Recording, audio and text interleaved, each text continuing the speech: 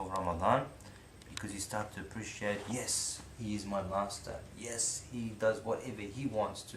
Yes, this body of mine is not my own. Allah owns me too.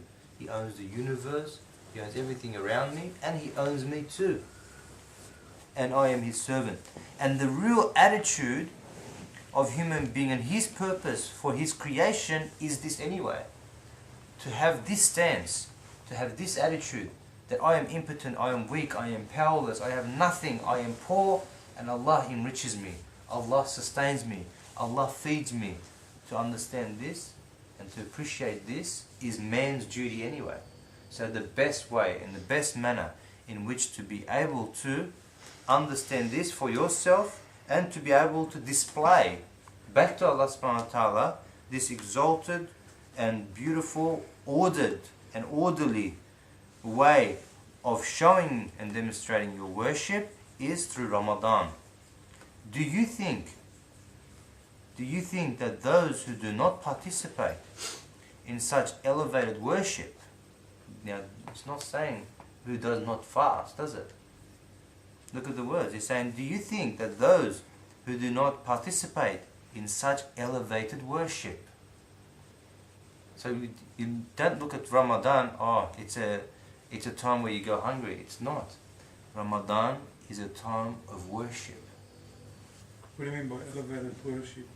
An elevated form of worship, because what happens is that now when you're praying 5 times a day, let's say, right? When you pray 5 times a day, you're going up and down. You don't.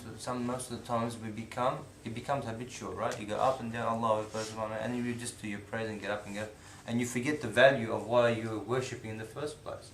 But let's say the same worship that you're doing, going up and down, right? Prostrating, whatever, all the actions. Let's assume that you're sick, but very sick. You come to the point where you think you might even die.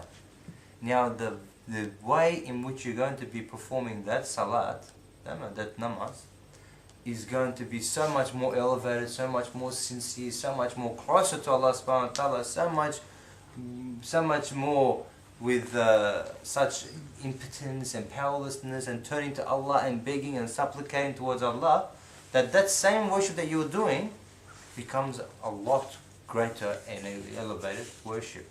In Ramadan too. So the whole idea is that we worship Allah. So the best way to worship Allah is showing our impotence to Allah. And that's what namaz is really about, salat. Showing your impotence, your weakness, your appreciation to Allah subhanahu wa ta'ala. How best to demonstrate that is only through Ramadan. Because you feel so weak. You don't, like, you come out of the gym, let's say, right? You've had protein shakes and you're eating and you're walking around, you think you own the world. Yeah? But when you're really hungry, you're starving in that, you walk around like a pussycat. This is called humbleness. You become humble. You can't help it. Naturally.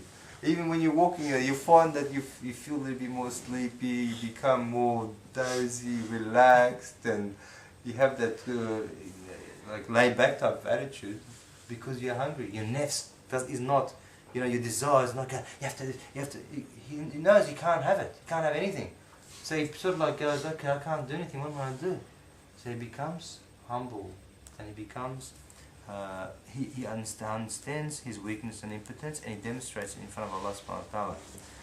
Do you think that those who do not participate in such elevated worship and such noble bounties are worthy to be called human beings?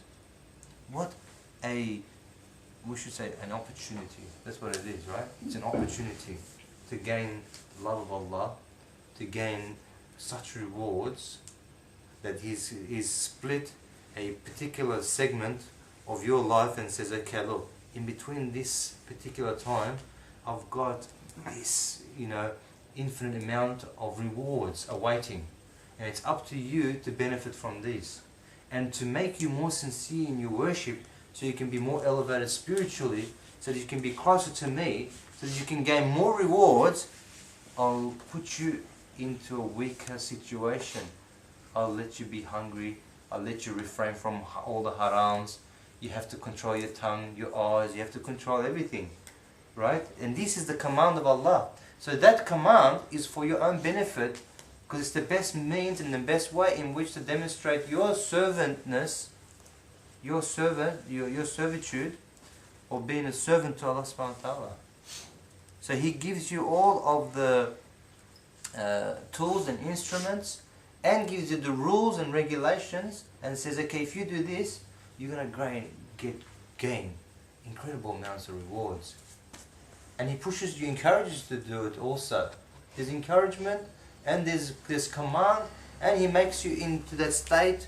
He makes you appreciate. He does everything. He makes you more sincere, so that you can gain all those rewards. Now, the question, we go back now, makes a bit more sense. Do you think then, those who do not participate, because your human duty is to participate in worship, to worship Allah subhanahu wa ta'ala, that's what you've been created for, as the Quran says. Do you think then those people who do not take advantage and do not participate in such worship, and to understand and see the bounties of these noble bounties, do you think they are worthy to be called human beings? A true human beings. True human is the one who loves and worships Allah and appreciates Him, and then shows his appreciation towards his Creator. Third point. One of the many instances of wisdom in fasting from the point of view of men's social life now. So the first part looked to Allah subhanahu wa ta'ala and His dominicality, His ownership, Him being Rabb al-Alameen. Second looks to how we as human beings, as a unity of a community, a social group, how do we benefit from Ramadan? And what does that do? What does fasting do for men's social life? Is as follows. So many different points, so many different categories, so much different benefits from one thing. Fasting. Human beings have been created all differently, especially with regard to their livelihoods. With regard to livelihoods, some people are very rich, some people are very poor, and many in betweens. So they're being created differently in terms of livelihoods.